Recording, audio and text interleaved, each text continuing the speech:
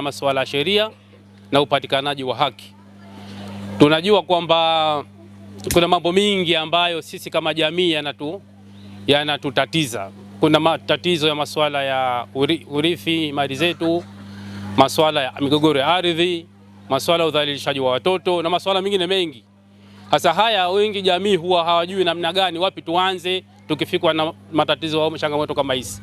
Sasa sababu nyingine zinapelekea migogoro ya ardhi ni kutokuwekwa kwa mipaka vizuri. Yaani mtu hajui mpaka wake ni upi. Mwisho wa siku mnaingia ndani ya migogoro. Na jingine ni mirathi kugawanywa bila kufuata sheria. Sheria zipo za dini zimeeleza hasa mtu arithi vipi. Lakini watu saizi wanarithi bila kufuata hizo sheria zenyewe. Kwamba au taasisi hizi kwamba zikae zifikirie jinsi ya kuwasaidia wale waliodhalilishwa,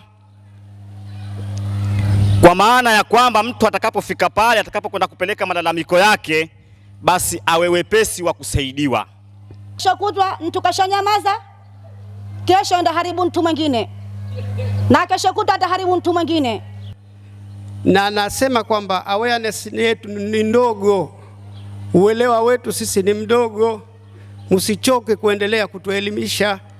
Njoni, tunakukaribisheni. Inshallah mkiendelea kutuamsha,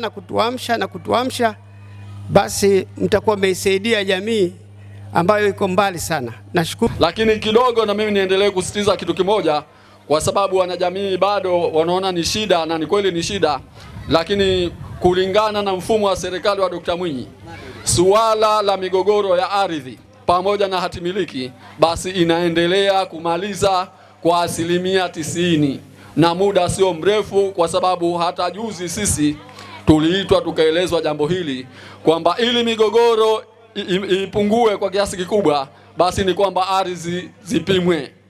Zikipimwa ardhi, ina maana kwa sababu atakayepimiwa, huwezi kupimiwa mtu kama hujathibitishwa kwamba ile eneo ni eneo lako la urathi ama umenunua au umepewa huba. Yani utakuwa wewe eneo hilo ni mmiliki sahihi.